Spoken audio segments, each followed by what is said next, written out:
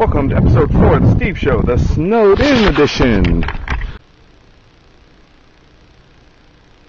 Alright, and welcome to the long-delayed 6th episode of The Steve Show.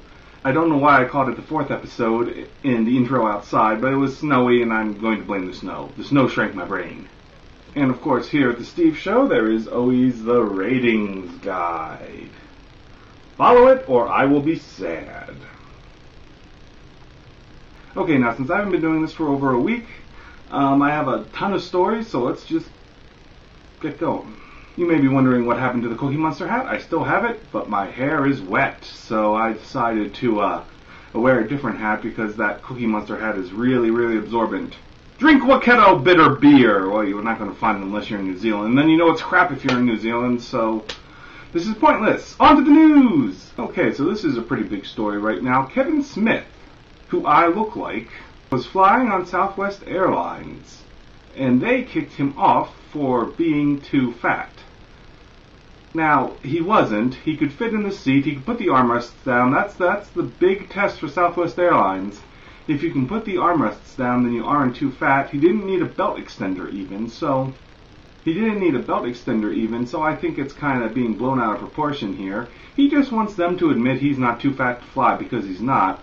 And they're steadfastly refusing to do that. He talked to a woman named Linda yesterday or the day before, and she seemed helpful, but ultimately wasn't. So we'll see how that turns out. Just keep following him on Twitter, or I'm sure I'll update his blog.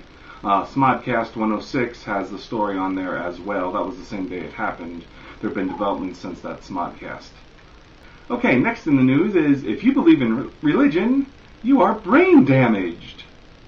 No, I'm serious. A scientific study has proven that people with damage to a certain part of their brain are more likely to believe in religion or be spiritual in general. But there is a definite correlation between the two. So that's not to say these people weren't spiritual before they had the brain damage or weren't religious before they had the brain damage, but they are more so after receiving it. I don't even want to think how the religious organizations are going to take this news. I really don't. Alright, and I can't get to my computer after restoring. I can't get to my other links to see what else is going on, so those are the only two I can think of. I'm sure I'll have lots for you tomorrow. And this is the end of The Steve Show.